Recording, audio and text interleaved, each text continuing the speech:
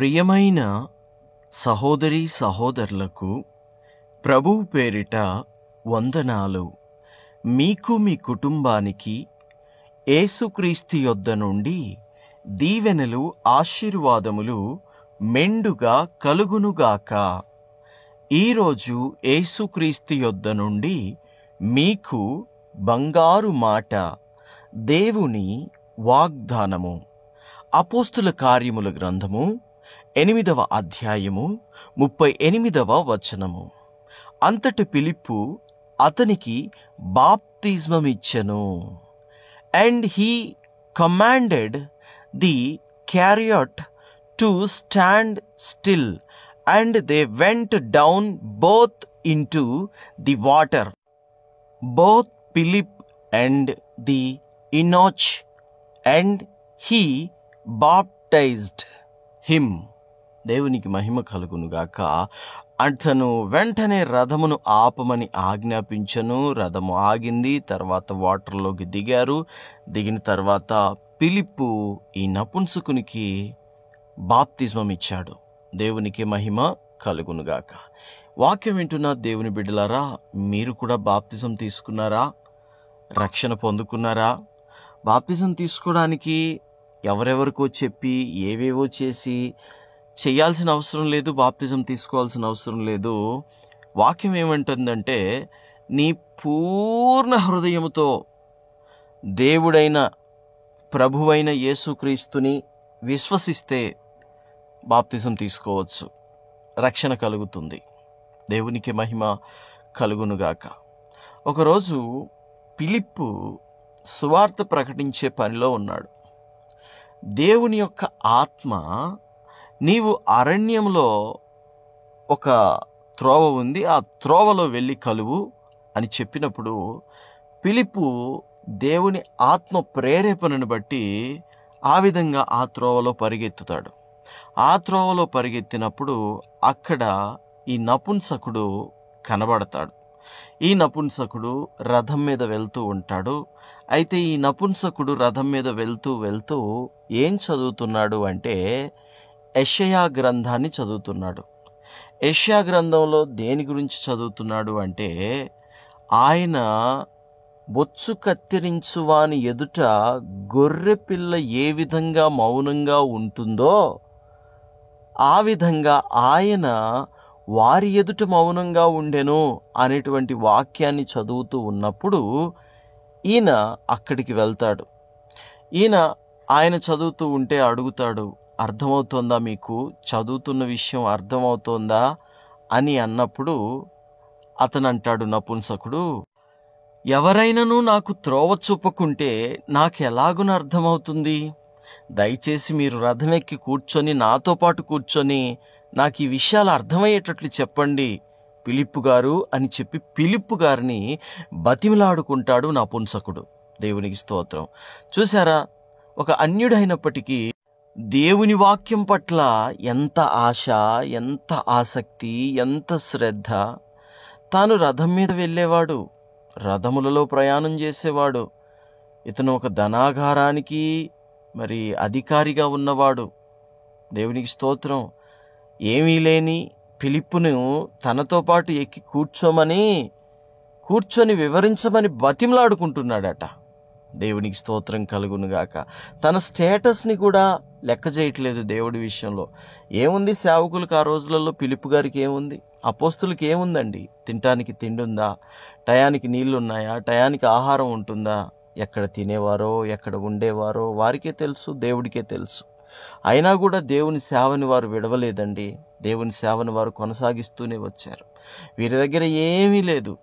ఒక చోట మనం చూస్తాం, ఒక అడుక్కునే వ్యక్తి సేవకుల వైపు చూస్తూ ఉంటే సేవకుడు అంటాడు, నీకిచ్చుటకు వెండి బంగారములు మా యొద్ద లేవు గాని అని. ఆ మాటలు ఏం తెలుస్తోంది మనకి? వీళ్ళ దగ్గర ఎండి లేదు, బంగారం లేదు. వీరు దేవుని మీద విశ్వాసం ఉంచి దేవుని ఆత్మను బట్టి నడిపించుకుంటూ ముందుకు వెళ్తున్నటువంటి వారన్నమాట. ఈ ఫిలిప్పు వాళ్ళల్లో ఒకడే. కానీ అక్కడ రథం మీద ఉన్నది ఎవరు? ధనాగారానికి అధికారి, రాణి యొక్క నమ్మకస్తుడు. దేవునికి స్తోత్రం.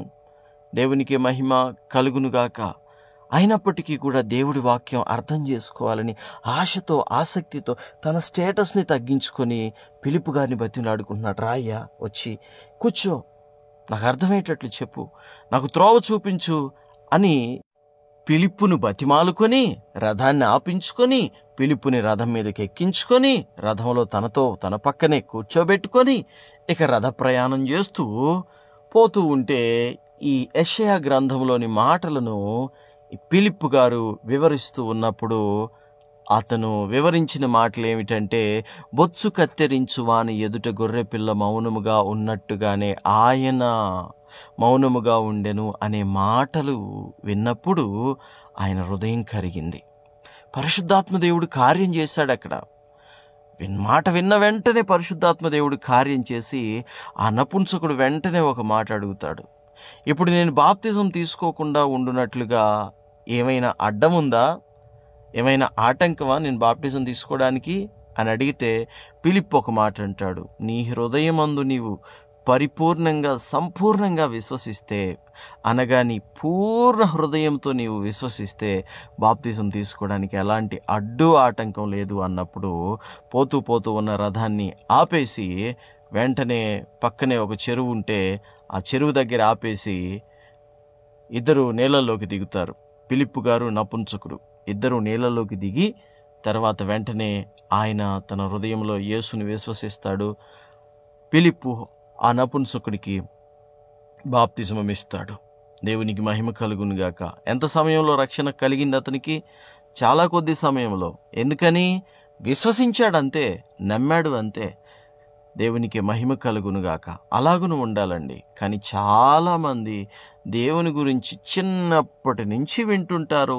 చిన్నప్పటి నుంచి అద్భుతాలు, ఆశ్చర్యకార్యాలు, సూచక క్రియలు, స్వస్థతలు, మేలులు ఎన్నో పొందుకొని కూడా బాప్తిజం ఎప్పుడు తీసుకుంటావంటే పెళ్ళయ్యాక తీసుకుంటా, పెళ్ళికి ముందు తీసుకుంటా, కూతురు పెళ్లి చేసి తీసుకుంటా, కొడుకు పెళ్లి చేసి తీసుకుంటా, మా ఆయన నేను ఒకేసారి తీసుకుంటాం, మా అమ్మ పర్మిషన్ ఇస్తే తీసుకుంటా, మా నాన్న పర్మిషన్ ఇస్తే తీసుకుంటా, మా ఇంట్లో వాళ్ళు ఒప్పుకుంటే తీసుకుంటా బాప్తిజం. అసలు ఇది ఏమన్నా కనపడేదా? నెత్తిని పెట్టుకునే కిరీటమా, మెడలో వేసుకునే పెద్ద లాకెట్టా, నడుముకు పెట్టుకునే వడ్డానమా? ఇది నీకు నీ ఆత్మకు సంబంధించిన విషయం. ఇందులో ఎవరు పర్మిషన్ అవసరం లేదు. దేవునికి స్తోత్రం. నువ్వు విశ్వసిస్తే, నువ్వు నమ్మితే, నీకు రక్షణ కావాలి అనుకుంటే ఎవరికి చెప్పాల్సిన అవసరం లేదు. నేను బాప్తిజం తీసుకునేటప్పుడు నేను ఎవరికి చెప్పలేదు. కాకపోతే బాప్తిజం తీసుకునేటప్పుడు నా అనేవాళ్ళు అందరి ముందు నేను తీసుకోవాలి అనే ఆశ ఉండటం తప్పులేదు. ఎందుకంటే అది ఒక మంచి విషయం కాబట్టి బాప్తిజం తీసుకునే రోజు మీ బంధువులను పిలుచుకోవడం, ఇంటి వారిని పిలుచుకోవడం, తెలిసిన వాళ్ళని పిలుచుకోవడం మంచి విషయం. ఎందుకంటే నువ్వు మారు మనసు పొందుతున్నావని అందరికీ చూపిస్తున్నావు, అందరి ముందు బాప్తిజం తీసుకుంటున్నావు. నీ సంతోషకరమైనటువంటి విషయంలో నీ వాళ్ళు కూడా నీ తోడుగా ఉంటే నిజంగా అది గొప్ప సంతోషం, గొప్ప విషయం. వీలు పడితే, వీలు పడకుంటే ఎవరి పర్మిషన్ అవసరం లేదు, బాప్తిజం తీసుకోవచ్చు. కానీ తీసుకున్న తర్వాత మాత్రం చాలా జాగ్రత్తగా ఉండాలి. చాలా జాగ్రత్తగా ఉండకపోతే మాత్రం అది మంచి విషయం కాదు. దేవునికి మహిమ కలుగునుగా. చాలా జాగ్రత్తగా ఉండాలి. జాగ్రత్త అంటే పరిశుద్ధంగా ఉండాలి, పవిత్రంగా ఉండాలి, యథార్థంగా ఉండాలి. యేసు రక్తములో కడగబడిన బిడ్డగా ఉండాలి. దేవునికి మహిమ కలుగునుగాక. అయితే అట్టి విశ్వాస స్థితి నాకు ఇంకా రాలేదండి, అందుకే నేను ఇంకా తీసుకోలేదు అని అంటారా? దాని విషయం అయితే కొంచెం ఆగొచ్చు. కానీ ఇంకెంత కాలానికి వస్తుంది నీకు అట్టి నిగ్రహత? నీకు ఇంకెంత కాలానికి వస్తుంది అట్టి నిలబడే శక్తి? దేవుని బిడ్డలారా గుర్తుపెట్టుకోండి, ఏ మనిషి కూడా తన సొంత శక్తి ద్వారా, బలము ద్వారా నిలబడలేరు. దానికి పరిశుద్ధాత్మ శక్తి కావాలి. ప్రార్థనలో ఉండి పరిశుద్ధాత్మను పొందుకోండి. పరిశుద్ధాత్మను మీరు పొందుకున్నప్పుడు ఆయన మిమ్మల్ని నిలబెడతాడు తప్ప ఏ మనిషి కూడా తన సొంత కాళ్ళ మీద పరిశుద్ధంగా నిలబడడము ఇది అసాధ్యము. జ్ఞాపకం పెట్టుకోండి. నీ శక్తి ద్వారా, నీ బలము ద్వారా అది సాధ్యం కాదు గనుక ఏదైనా నిలబెడితే అది దేవుడే గనుక దేవుడి మీద ఆధారపడండి. పరిశుద్ధాత్మను పొందుకోండి. బాప్తిజానికి ముందైనా బాప్తిజము తర్వాత అయినా పరిశుద్ధాత్మ మనకు కావాలి. హృదయమందు విశ్వసించి నోటితో ఒప్పుకుంటే నీవు నీతిమంతుడు అవుతావు, రక్షించబడతావు. ప్రార్థన. తండ్రి, మీకు వందనాలు దేవా, మీకు స్తుతులు స్తోత్రాలు అయ్యా. విన్న వాక్యాన్ని బట్టి మీకే వేలాది కోట్లాది వందనాలు స్తుతులు స్తోత్రాలు చెల్లించుచున్నాము తండ్రి.